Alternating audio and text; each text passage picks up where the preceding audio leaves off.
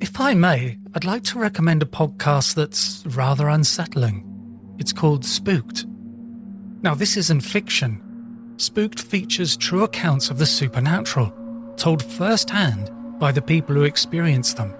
They are quiet, deeply personal stories of things that, frankly, shouldn't happen, but did.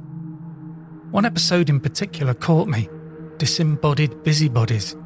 It tells the story of a woman named Catherine who moved into a lovely old house, only to find she's not alone. Jimmy and Joyce, the previous occupants, are still very much present, despite having died. Catherine doesn't feel afraid so much as worn down by ghosts who still think it's their home. It's beautifully told with that creeping sense of unease that sneaks up on you. New episodes arrive each Friday, and you can find Spooked on all major podcast platforms. If you've ever wondered if there's more to this world than meets the eye, give it a listen, but perhaps not just before bed.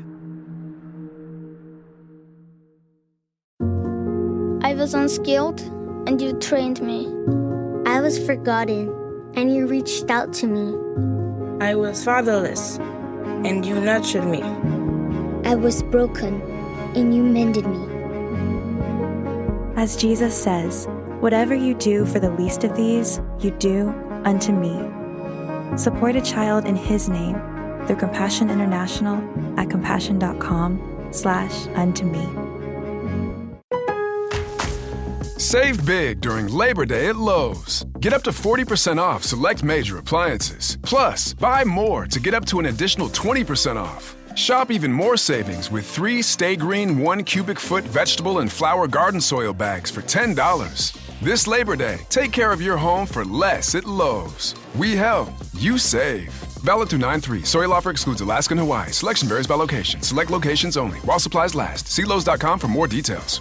Cash flow crunch? OnDeck's small business line of credit gives your business immediate access to funds, up to $100,000 right when you need it. Cover seasonal dips, manage payroll, restock inventory, or tackle unexpected expenses without missing a beat. With flexible draws, transparent pricing, and control over repayment, get funded quickly and confidently. Apply today at OnDeck.com. Funds could be available as soon as tomorrow. Depending on certain loan attributes, your business loan may be issued by OnDeck or Celtic Bank. OnDeck does not lend in North Dakota. All loans and amounts subject to lender approval.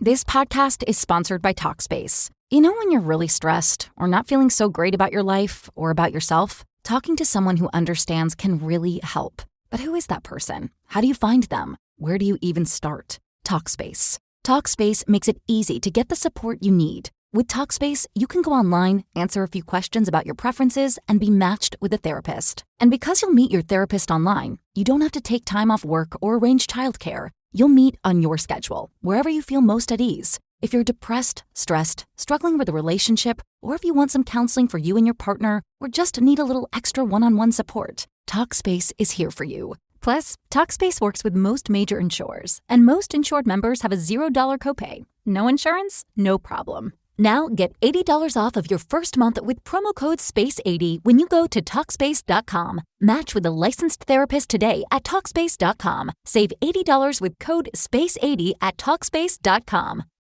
Welcome to our Paranormal Afterlife.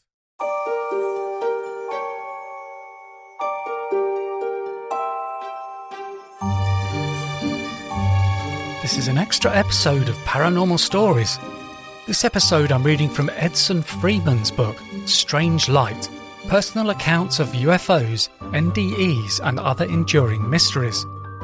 When I have guests on my podcasts, I read their books to work out questions for the episodes. When reading these books, I always find such amazing information that never makes it into the podcast, and here I get a chance to give you a peek into the book.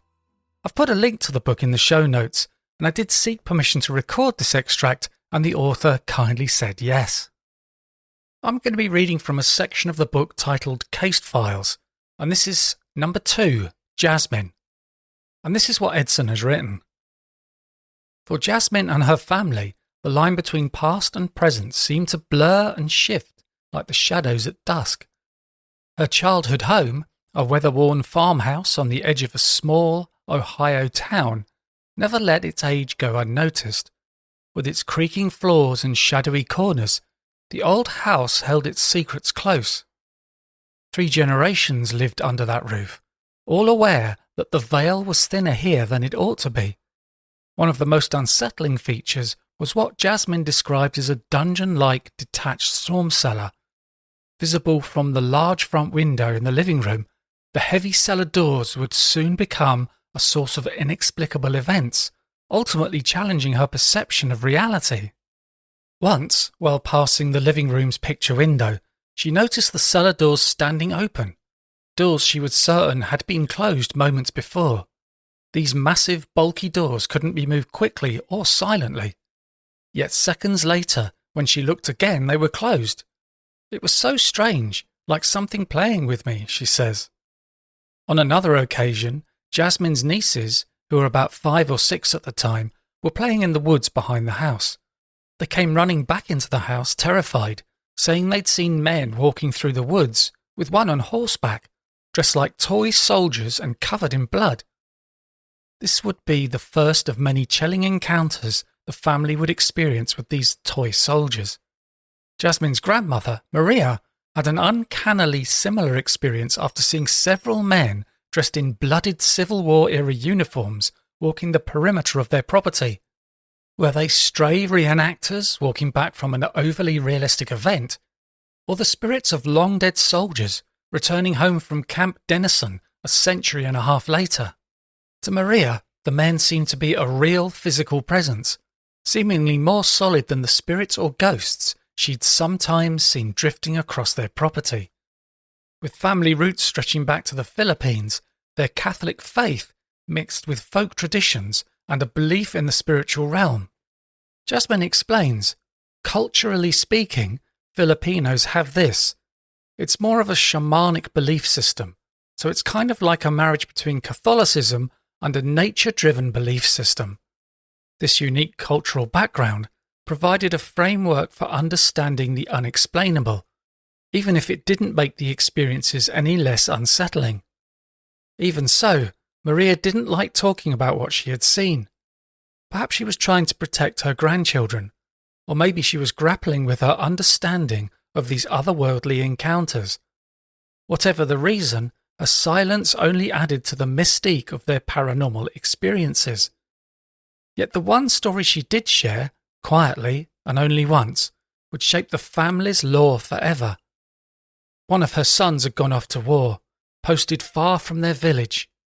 One day he showed up at home unexpectedly, telling her that he'd just stopped by to say goodbye, but he couldn't stay.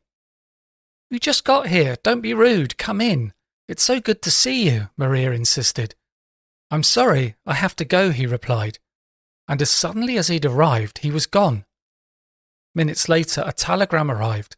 Her son had been killed in action a week earlier. Since then, the family has retold the story as quiet evidence that, now and then, the boundary between the living and the dead can all but dissolve. The thinning of the veil seemed to follow them halfway around the world.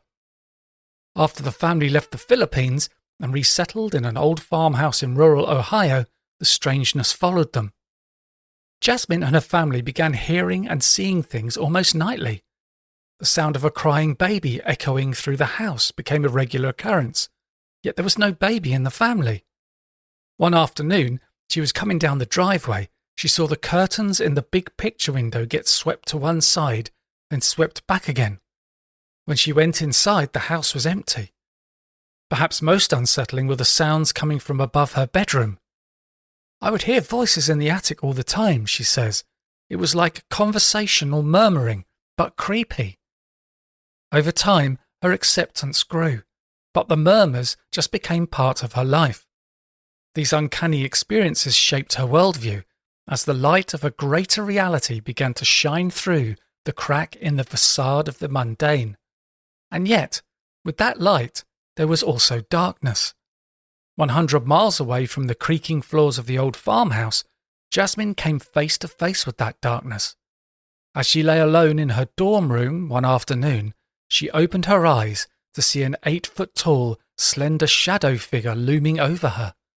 When she looked to see what could be casting such a shadow, a disturbing, dark shape suddenly began moving toward her with strange, unnatural movements.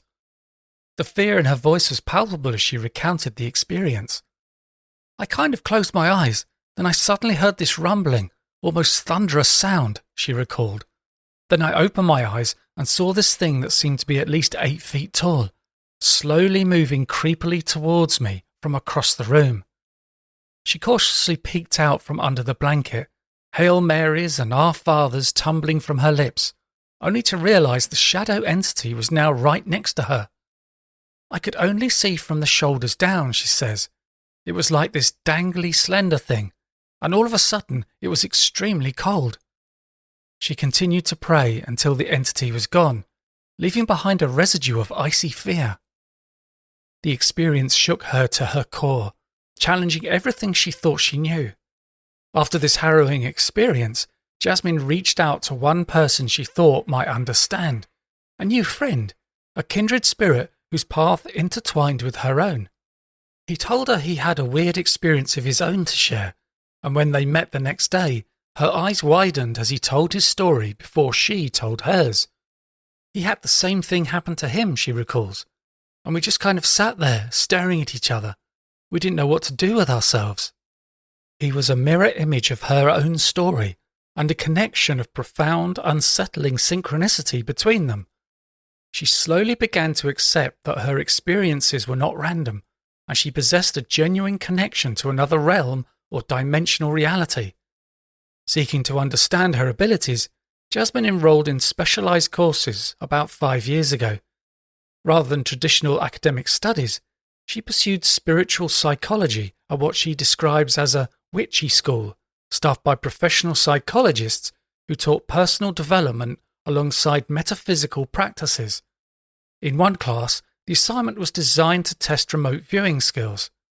The instructor had several sealed envelopes, each containing a random photo clipped from a magazine. Each student was to take an envelope, then try to visualize the enclosed photograph. When Jasmine's turn came to share what she'd envisioned, all she could perceive was some obscure objects and fragmented words. The instructor opened the envelope and told her she was way off. Nothing she described related to the photo. She felt discouraged until the instructor realized everything Jasmine had described was on the backside of the clipping. Thinking back to her instructor's reaction, Jasmine says, she was blown away. She was like, this is a first. I've never had anybody do that before. Even Jasmine was amused and slightly puzzled by her own experience. It's usually about the focal point, so I guess it means that it's just the way I work, kind of backwards and upside down, she recalls with a laugh. A turning point for her, this experience validated her unique abilities and showed her there was still much to learn about the nature of her gifts. It also emphasized the importance of being open to unexpected results and interpretations in the realm of psychic abilities. As her awareness continued to expand, she dreamed of catastrophes before they happened, sketching out the grim tableaus in her mind's eye. As her gifts grew stronger, so too did the weight of her fragmented visions of tragedy and loss. She saw faces of the missing and the murdered, their final moments manifesting in a physical ache in her chest. Today I was reading from Edson Freeman's book, Strange Light, Personal Accounts of UFOs, NDEs, and Other Enduring Mysteries. If you want to buy the book, there is info and a link in the show notes. And my book on verified near-death experiences is out on Amazon, and you can get it on paperback, audiobook, and Kindle. Great way to support the podcast is to sign up to Patreon. Just go to patreon.com/Our Paranormal Afterlife, or click on the button on my homepage, pastliveshypnosis.co.uk. And if you enjoy the podcast, please leave a review and be sure to subscribe on Apple Podcasts, Spotify, or via your favourite podcast app to make sure that you don't miss out on any episodes. And thanks for listening.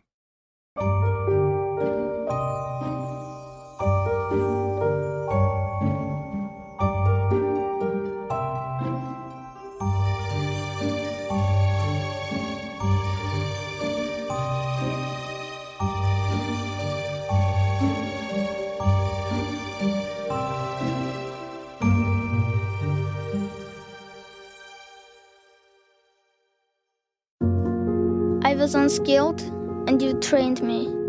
I was forgotten, and you reached out to me. I was fatherless, and you nurtured me. I was broken, and you mended me. As Jesus says, whatever you do for the least of these, you do unto me. Support a child in his name through Compassion International at compassion.com/unto me.